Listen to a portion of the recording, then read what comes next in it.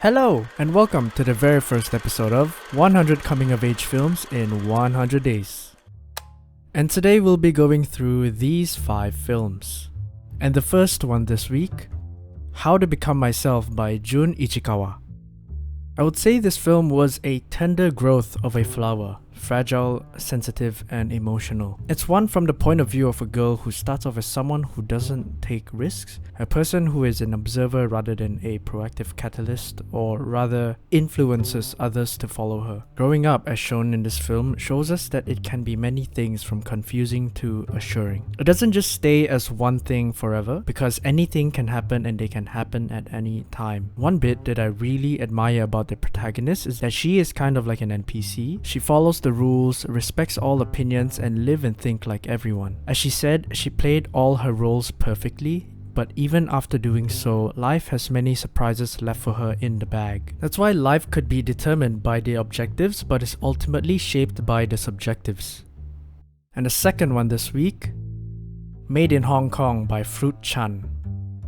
If Wong Kar-wai and Fruit Chan were siblings and the latter was a rebellious one, Chungking Express vs Made in Hong Kong would be the perfect reflection of their personalities. To see Hong Kong from the lens of this film is like seeing it from below, figuratively. However, there were a lot of heights in this film though. Rebellious is a word I would describe this film, from the characters to the look of the film to the story. However, amidst all the chaos, it manages to capture the nostalgia and beauty of life as a teenager in Hong Kong. This film felt so free, like I had no worries, no plans, no goals, and my life is driven by whatever the world wants me to experience. The characters had an amazing push and pull force that took me on this unpredictable and melancholic journey packed with a lot of surprises.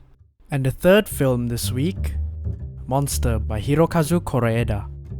If this film was a person, it would be a detective who knows and empathizes with everyone from all sides. One highlight I would give this film is how different point of views can infer various opinions and thoughts while all related to the same timeline. The way this film tells its story is like having many dishes of food in front of you, and the chef tells you to try each dish one by one, and at the end, have all of it at the same time. This film also throws around suspicions like it's cops and robbers, and makes you a part of this feud between the characters' decisions. The location and the art style of some scenes could not have been more perfect, because it reflects onto the said characters' personalities and traits that is more often than not expressed through feelings and emotions. The cinematography on this is a master at showing us the depth of the characters' emotions and what they're going through. It's an explosively emotional film for me that deserves a watch.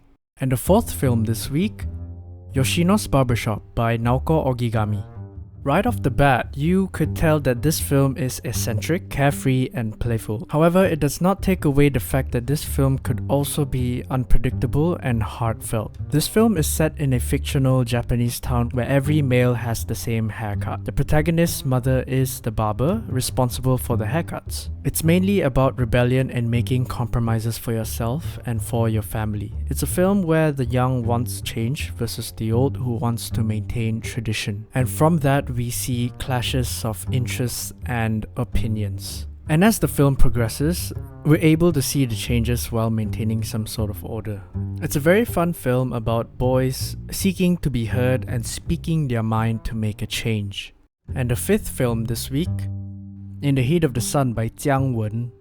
Honestly, I don't know where to start on how to describe this film because of how it builds up just to see it all crumble at the end. I'll start by saying the art style and location these were set in tells you that the characters come from different classes of society, but eventually mix around and form a bond. The cinematography transports you into a memory, a daydream under the warm and dusty atmosphere in China. The characters are often playful in nature, and they make dangerous and risky decisions that could land them at the doorstep of the authorities. Watching this film is like living life the way you want, in a society where life is dictated by expectations and traditions. I would conclude this film by saying it treated its protagonist as rough as it could, not just by the community and the people around him, but by himself and how he chooses to live his life.